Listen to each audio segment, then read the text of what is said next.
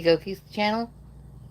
Sometimes I would be at Cyberskrilla's got a crypto wallet mistakes people make video going live stream going on right now. But I said I'd be cooking my duck today. That one right there. I hope that showed. I could probably do this better. I have my phone on a stand. There we go. It comes with a sauce packet that'll go in the trash, and I'm gonna tidy it up. Get a knife, scissors.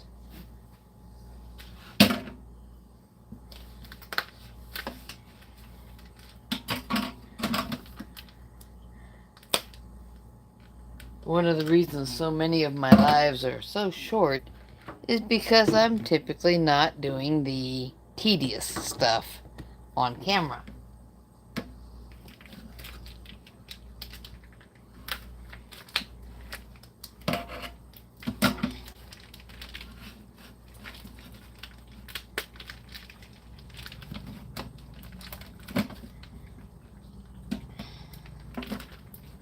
Let's see.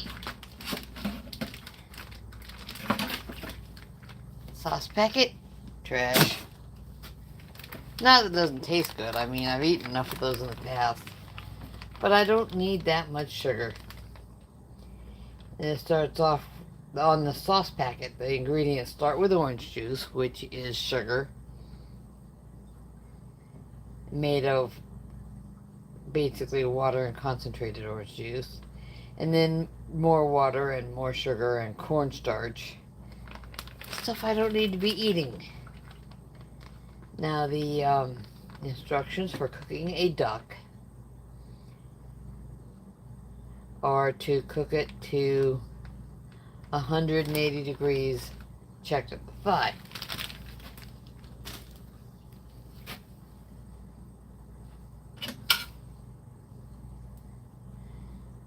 And not just at the thigh, but at the thigh joint. I gotta try to find my tiny little forceps. I don't see them at the moment. The larger ones are certainly around.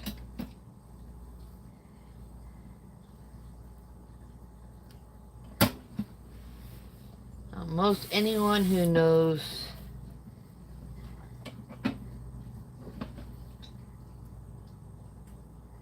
a decent amount of cooking. Oh, hello, Yad. Hello, Jaboral. Yeah, I'm cooking a duck today.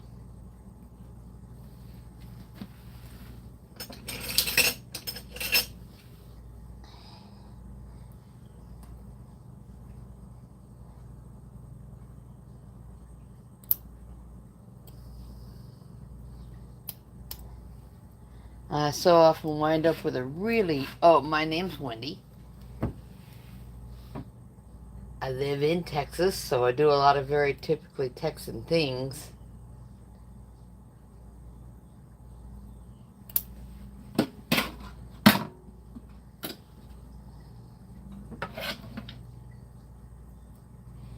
Including eating things that some people would consider scenery and that some people would consider dangerous.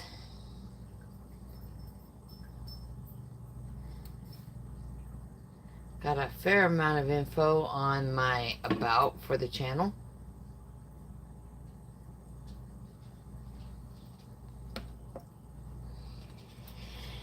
This is actually a pretty tame little task. I'm just like really cleaning this up before I cook it, because afterwards I want to debone it, take it all apart, and eat up everything that's easily edible.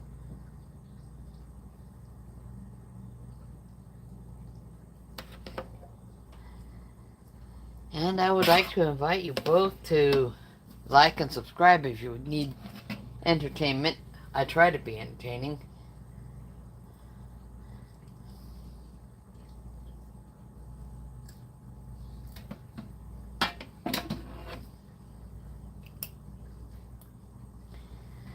A Locking forceps are not the best tool for the job, but they're available everywhere.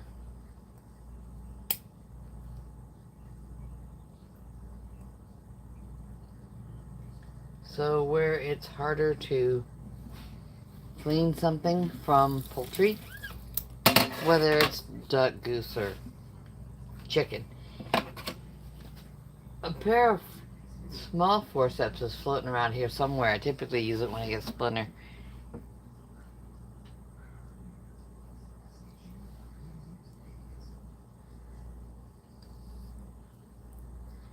But cooking a duck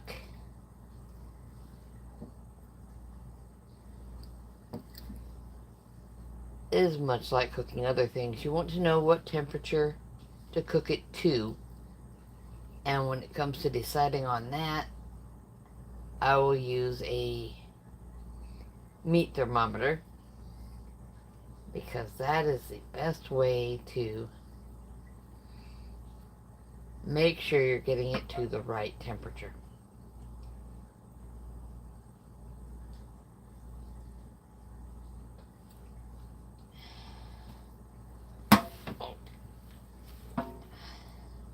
Take some of this stuff out.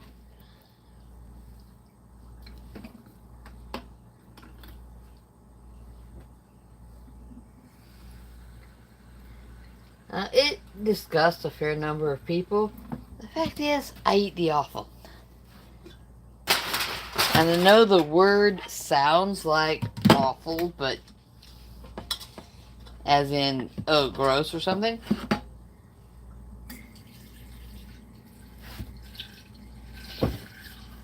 But on various carnivore channels, Golden 0 Point Sprite. I don't know about Golden, but I do know that 0-calorie Sprite is, zero sugar Sprite is pretty good.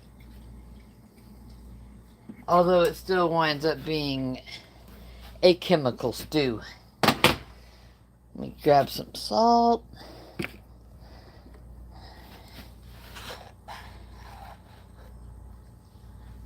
Kosher salt, because that has one ingredient, salt.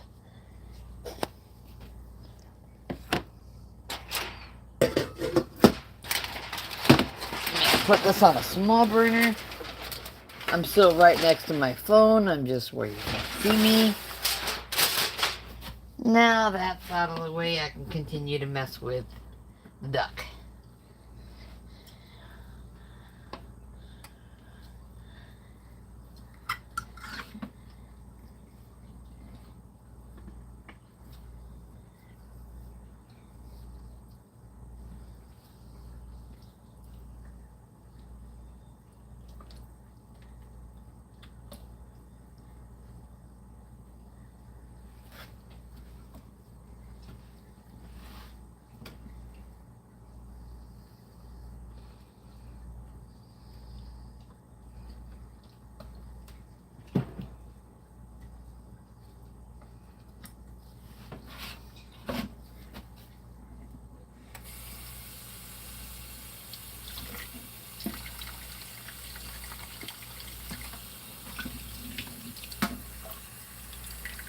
I would usually be running a lot more water, but my grandson is in the shower.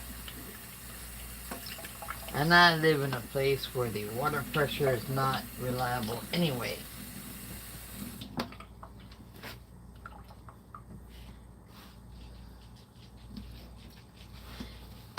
Now check the flaps of the abdominal skin and see if there's anything I want to cut away.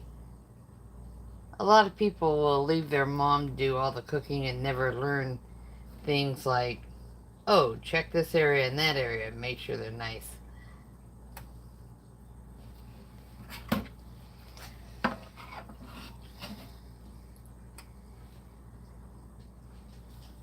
If you're tall enough to see down into the sink, you don't have to work in a blind spot, and your hands are fine, there's no reason you shouldn't learn to cook.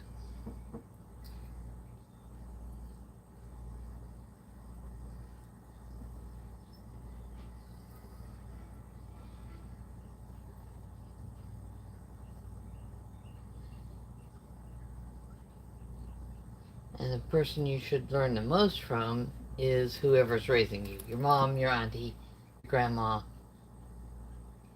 That way you will learn to make the things you like the most. And even if you're not fond of cooking, everyone should know enough that they can present a good meal if they have a guest. Oh, we're going to study all night, fall asleep, and have some breakfast in the morning and get going. Well, no. If you're going to study all night, you're going to need food. So, know how to make something that's suitable for dinner.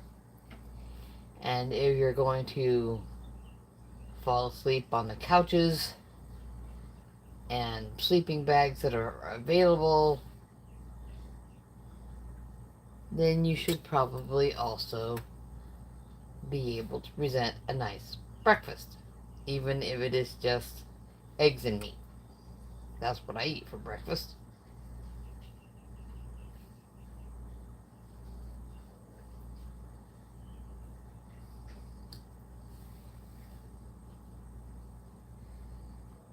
Some people will make a nice frittata, which would be eggs with a little milk or cream and some cheese and maybe a vegetable besides the meat.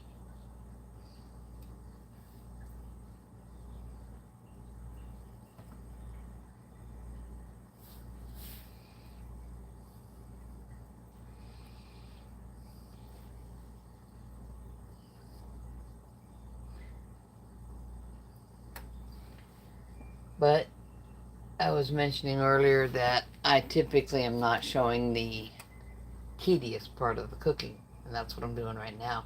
What do? I try to recover from a stroke. That's not easy, but it's something that once you've had one and lived through it, you got to work on your recovery.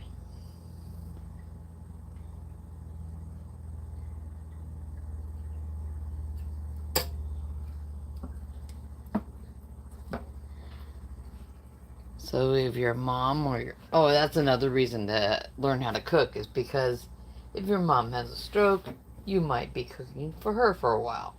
Or your dad. Or your grandma. You know, if your mom goes to a full-time job, then someone's got to do it.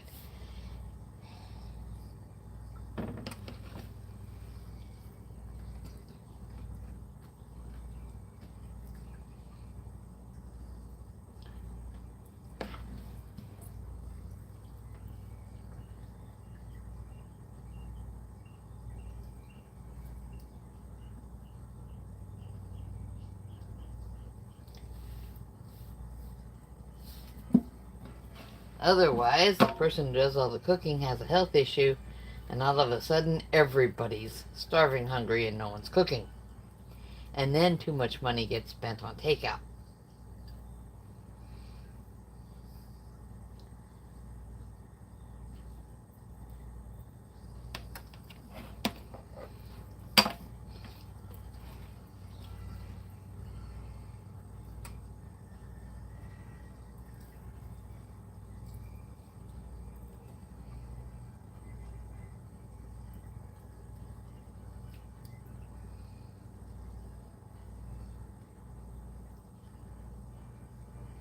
For most of the world's population, spending money on food prepared by others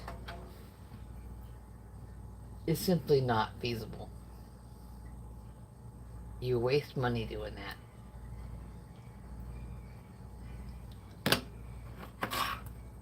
Let's make another trip with the forceps here. There we go.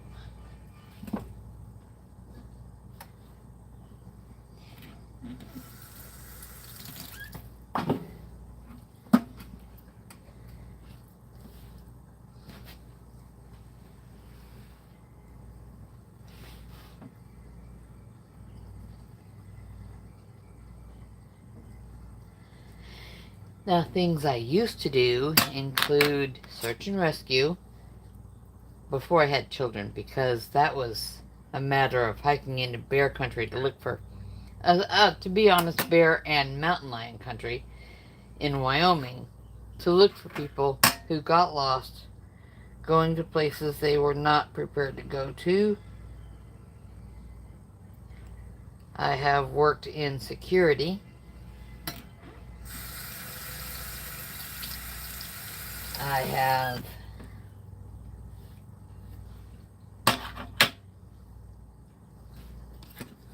I have worked in technical support for computers.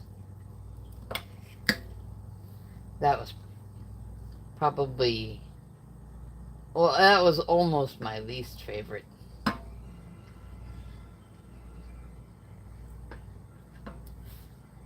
Because even though I had decent income at that job, everyone in the house had an excuse why, oh, we couldn't possibly save money.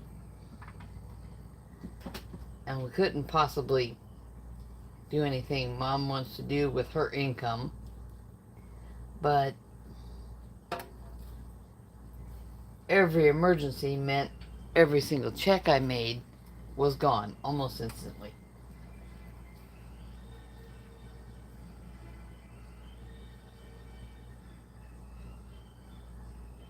It took a long time, but I do finally have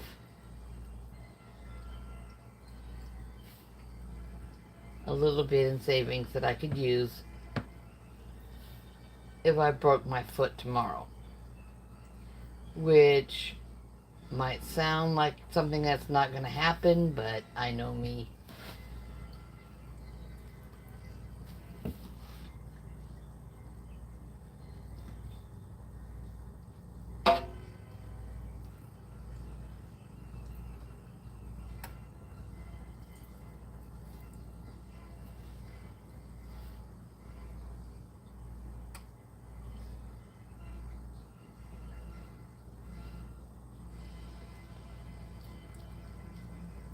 I wonder if my daughter's watching Fantasia. My daughter is certainly an adult and can watch whatever she wants. Disney's Fantasia from a long time ago is a lovely piece of work.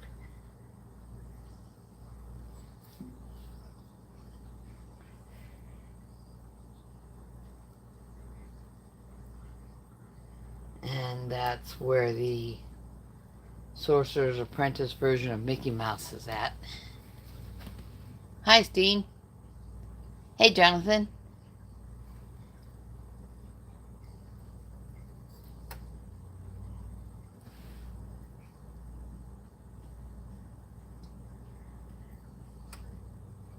That's doing the tedious part of getting a duck ready to cook.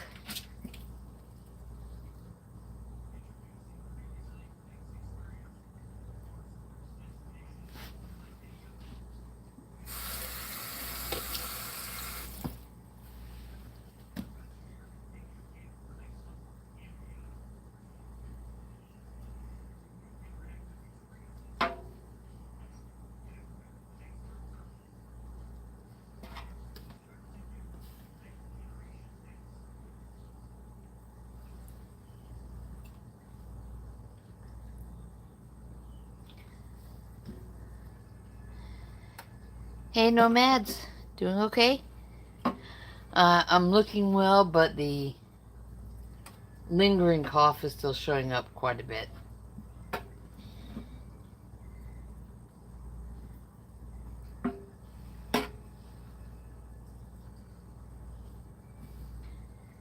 I hope the background music is not audible.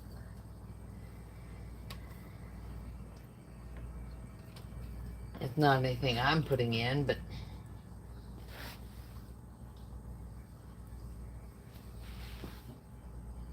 just something someone else is doing at the moment.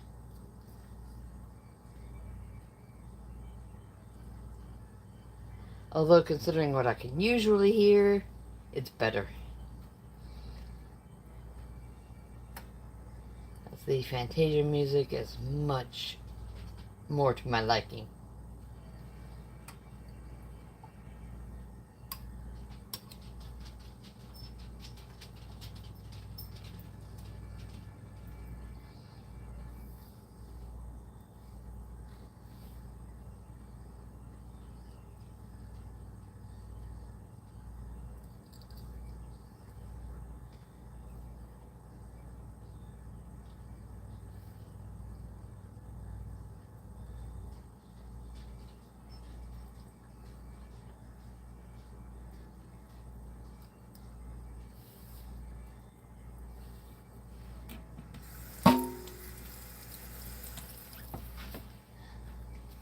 Okay.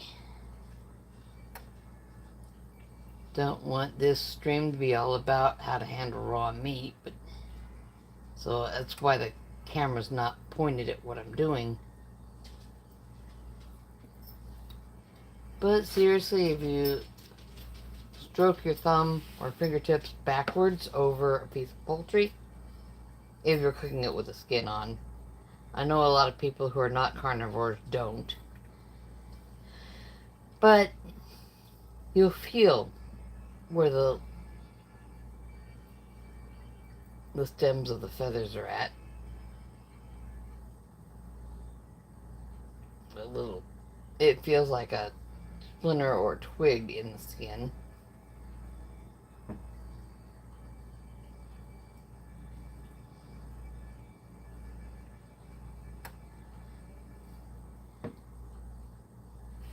Oh, thanks. That's good to know.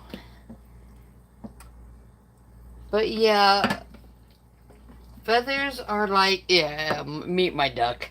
Feathers are like hair, and they will grow in a direction, and they will lay down in that direction. So you stroke that backwards, and you will find them. And you can get them out so that you have a more presentable dinner to offer when someone is having a visit.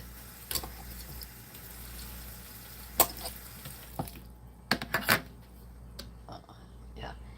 And of course, when you pull it out, it might look like a big splinter. I mean, that one's over an inch long.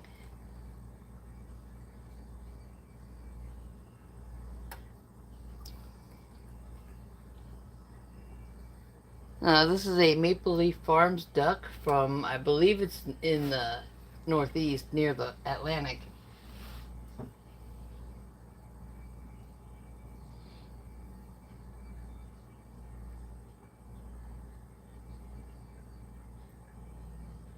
Oh, let me see. New Hampshire, I think. Yeah, Maple Leaf Farms.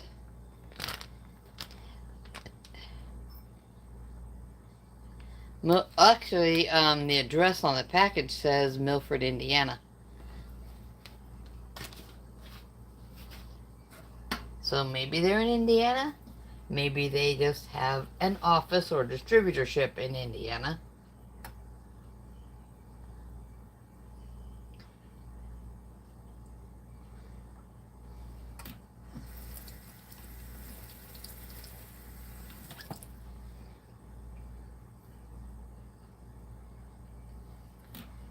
And the package says to cook it to 180 degrees, which is a little bit different from most poultry. Usually raw meats, especially domesticated ones, you cook to 165 if you're not sure.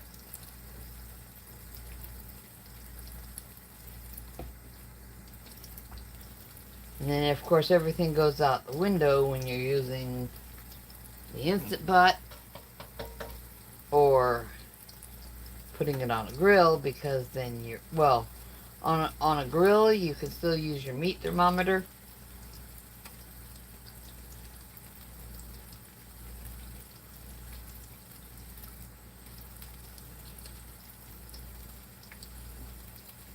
Oh, here we go. Some more of these long ones to get out.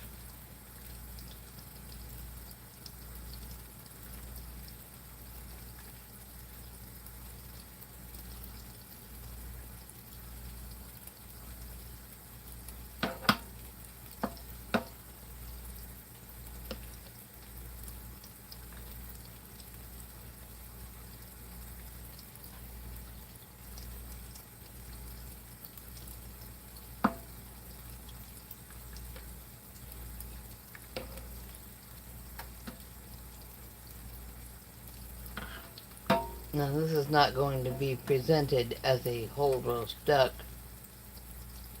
to be cut into portions at the table and be all pretty and fancy. I just want the feathers out, so I'm not dealing with them when I take the cooked duck apart. Because for rillettes de canard, basically shredded duck, you want to use the skin where you can,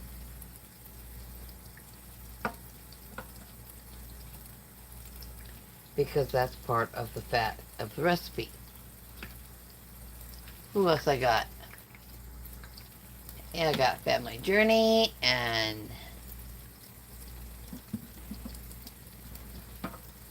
background editing is not an offense.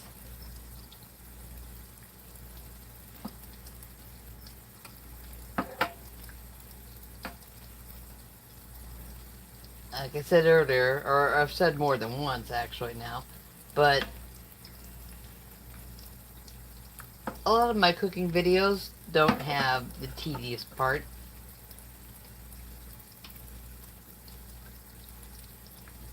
And it's the tedious part that makes a meal more pleasant.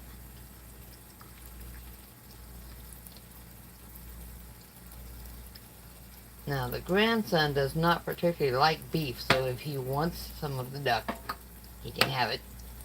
I think his mom, my daughter, told me that he's kind of thinking butter chicken, which is essentially Indian food, for his dinner.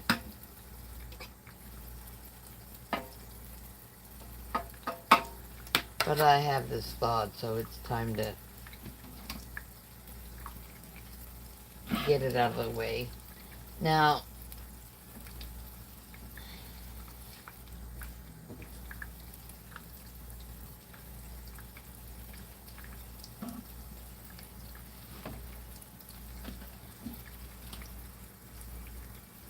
my phone is set to really be on me, so it doesn't really show, but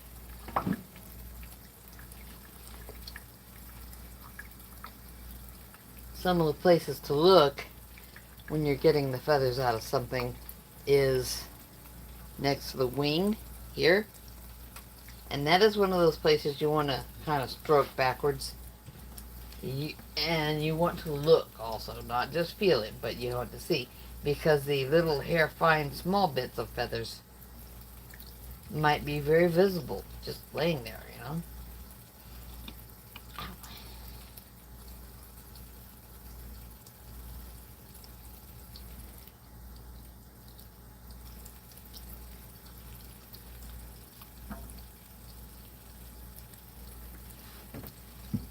See if this will show.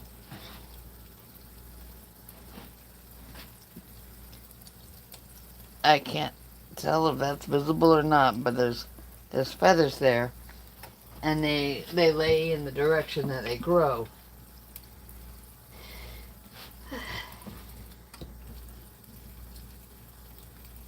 These ones you don't usually have to dig out with the tip of a knife like I did elsewhere,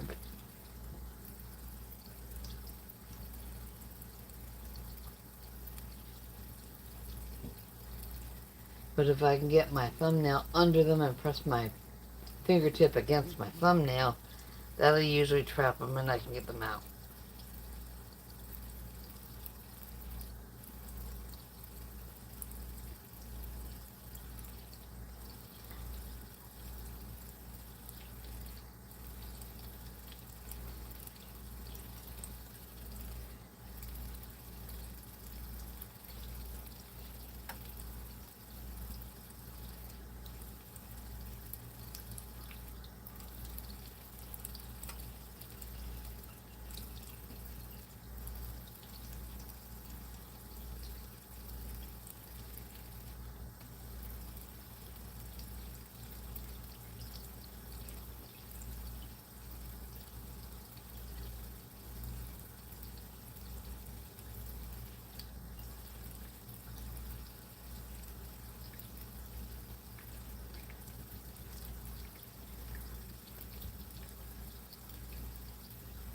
Hello, Family Journey.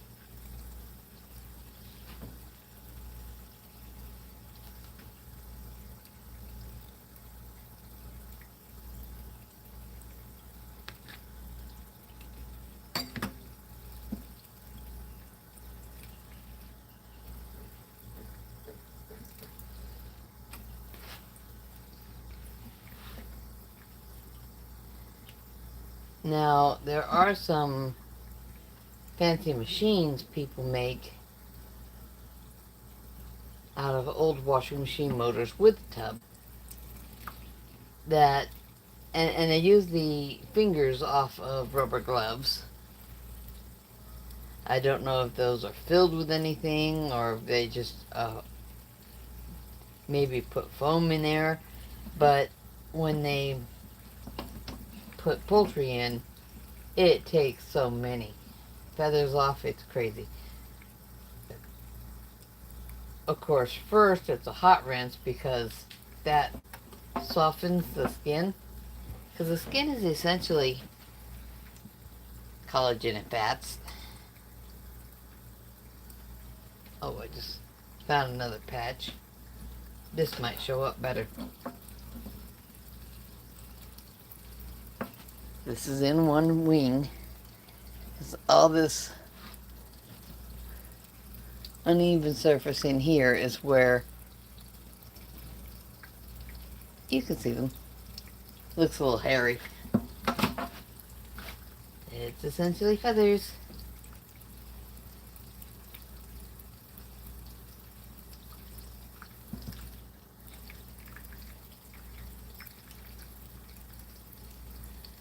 I'm not tough. I'm not coughing up a storm anymore, but I'm still somewhat coughing.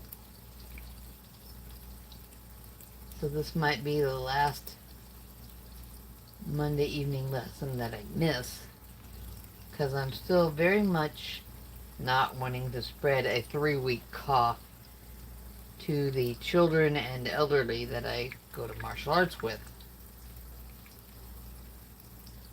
I'm fond of them.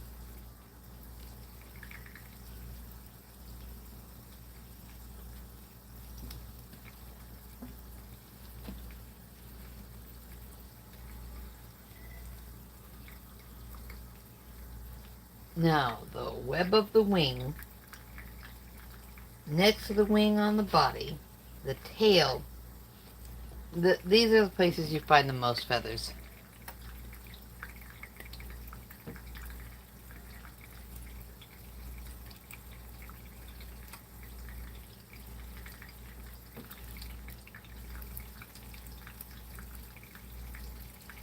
Yeah, I took a class on how to process poultry, and it happened to him. Well, it was chickens, but they're a lot easier to get all the feathers out of.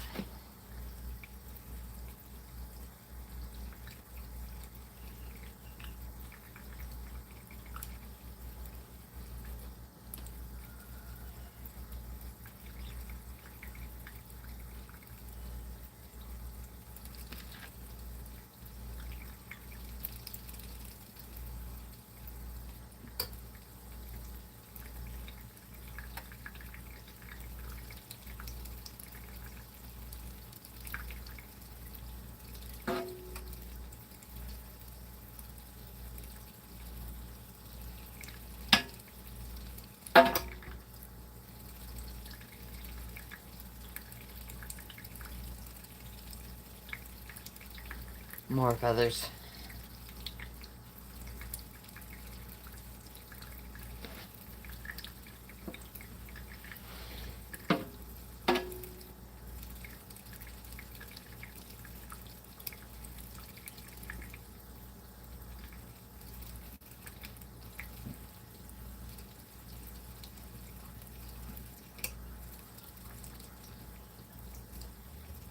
And of course the scissors from the same knife block that I took the utility knife out of are in the sink in case I decide to just snip a piece of skin to remove a really difficult feather.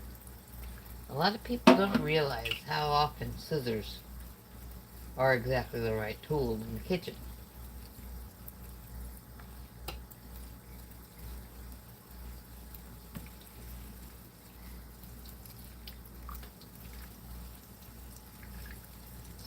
Sometimes I buy meat that is meant to make carnitas or beef stew,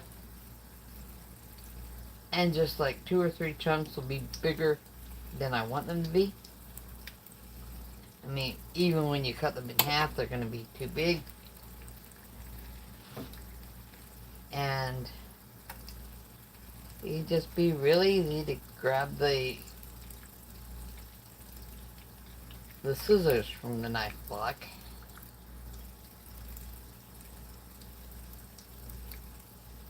I also do that when it's time for some braised pork belly.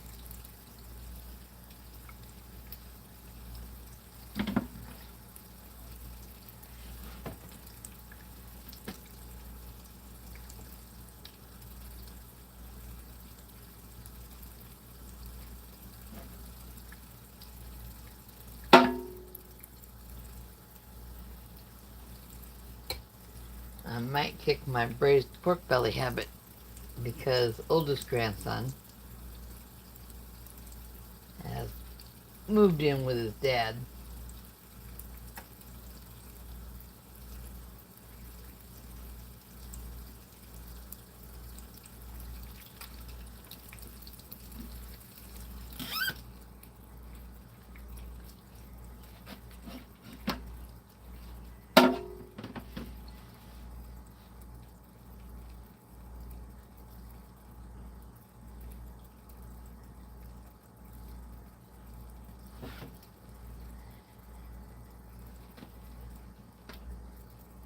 Okay. Did the tedious stuff on this side. Now, flip this over and do the tedious stuff on this side. It may seem like a lot of work, but at $4 a pound for a duck, which I think is ridiculous. I mean, are they that much more difficult to raise than chickens? Chickens, I can get a chicken at $1 a pound or slightly below.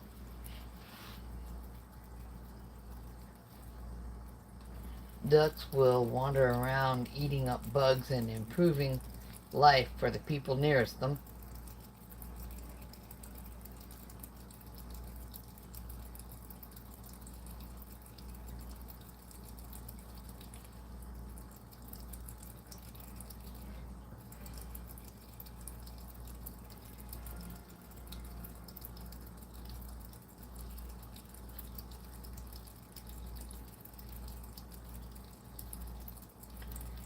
Ducks like bugs and minnows. They'll eat something bigger than a minnow if it presents itself to be eaten.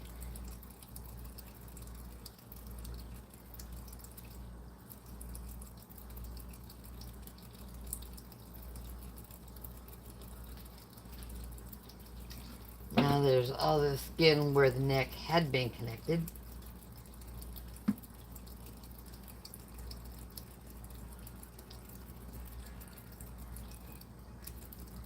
And if you're concerned about making duck, goose, or chicken, there's usually flaps of skin where you go, oh gross, why didn't they just cut that off? Well, a long time ago, recipes used to include things like put this here and then lace it shut.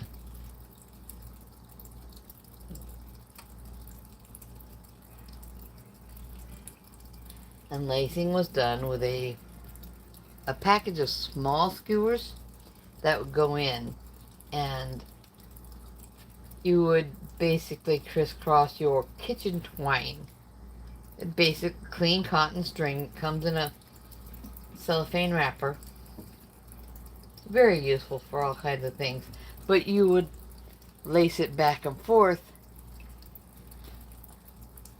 so that it would go around one end of the skewer and around the other end of the skewer, and then you drop it. It'd be just like lacing up shoes. But it's something a lot of people don't do. And in the case of a stuffed turkey, I am completely understanding. Because, let's face it, you don't want a raw bird leaking raw juices into the stuffing. and then the stuffing not hitting a temperature that will cook those raw juices. Because if you're gonna get food poisoning at Thanksgiving dinner, that's one of the ways to do it. Oh, I'm so tired of coughing.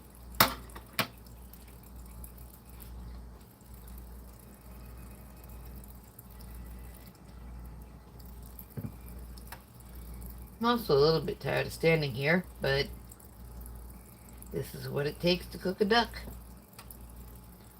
Or at least if you want the skin to be part of the recipe, which with Res de Canard, like I said, shredded duck, you kind of do want as much of the skin as you can clean up.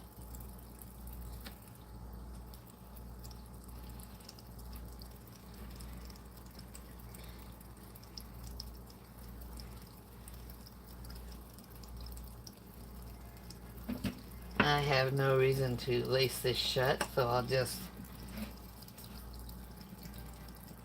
fold under the flap of neck skin.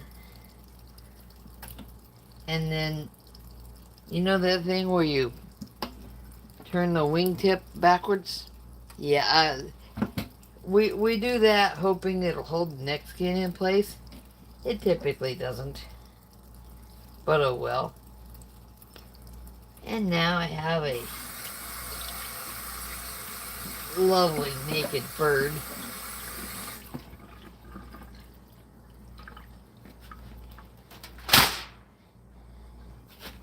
Wash that.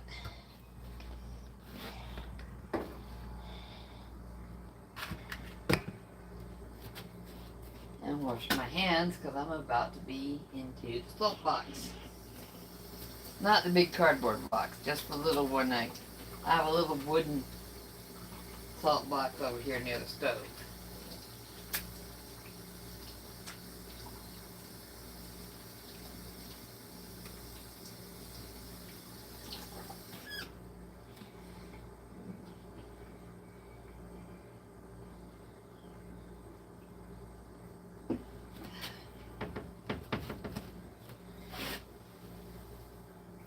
Dropping the towel on the floor.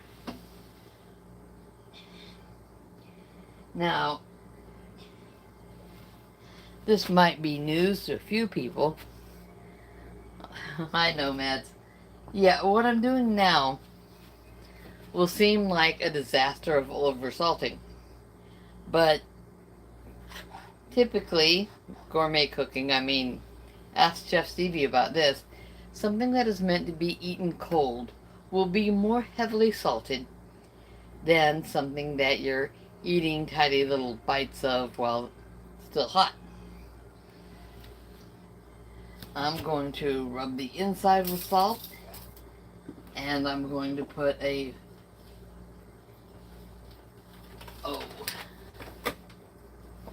this big handful. There we go. Consider the inside salted now. Now a decent handful to rub all over the outside.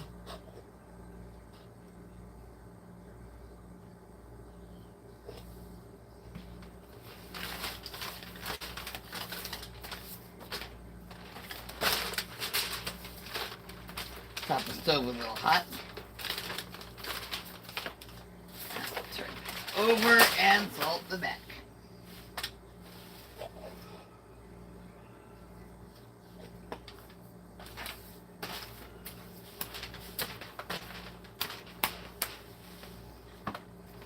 Yes, the first rub. Now later, I'm going to bunch this foil slightly because I do not want to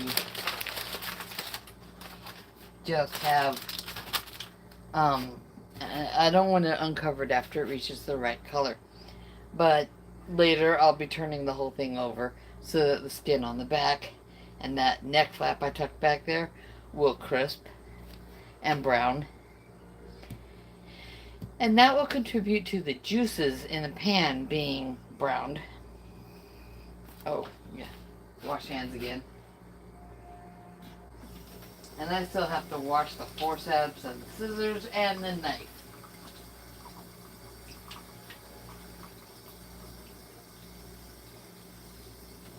But those will stay in the sink until I do wash them, because some things you need a visual cue for. If someone comes in looking for these scissors and they're in the sink, they'll know the scissors have been used. Now I've got the foil kind of bunched up, and later when I turn the duck over and brown the other side, it will brown nicely, especially once the juices run off from the part that had been underneath. That's the part that's difficult to get crisp. And I'll probably do that before the breast is as brown as I want it to be.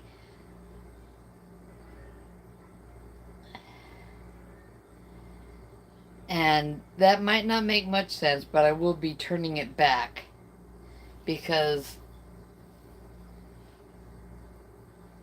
the top of the leg and the thigh and the abdominal skin that I spent so much time cleaning, that stuff will finish better after it's been down for a bit and then turned back up. And you can do the same thing with chicken.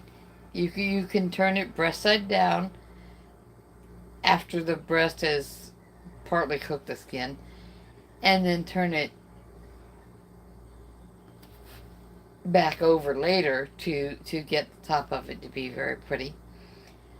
There's so many things you can do, and it's those little things, those tedious things, that we often don't talk about when we're talking about cooking. And they don't make it into videos, because then the video is almost an hour long, like this one. This live is almost an hour. I'm at 48 minutes? Yeah. And that's a conversation you would have if you were helping your mom or your grandma or your auntie to make something because it's delicious and the whole family eats it.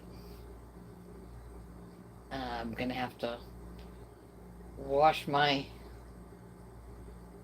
glasses properly later. I've got these little alcohol glasses wipes. Oh, I've got to start heating up the oven too, which means I've got to start taking out everything that sits in the oven when not in use.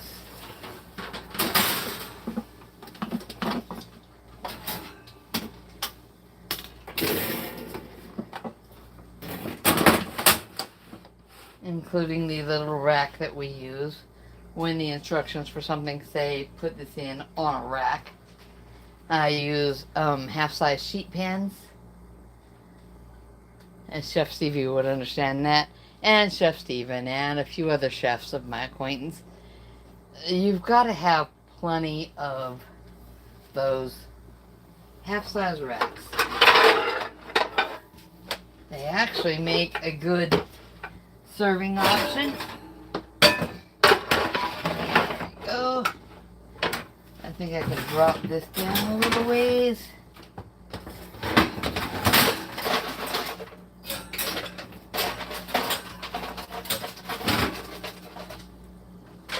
Get this in there. Okay.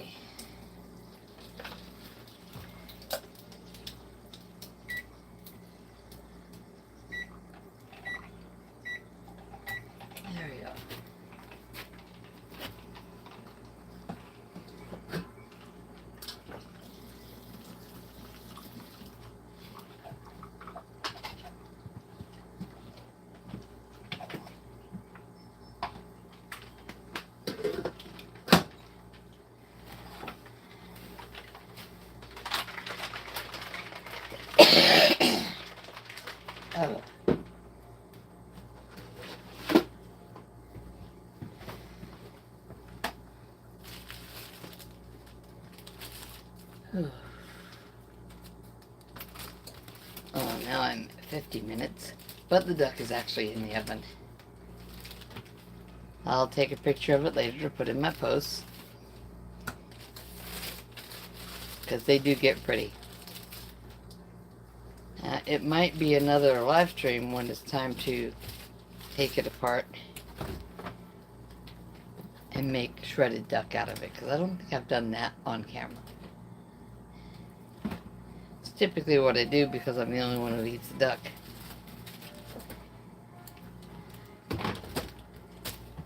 Although younger grandson admitted that it tasted okay, it just wasn't his first choice. So y'all have a good day. I might be back later. Bye-bye.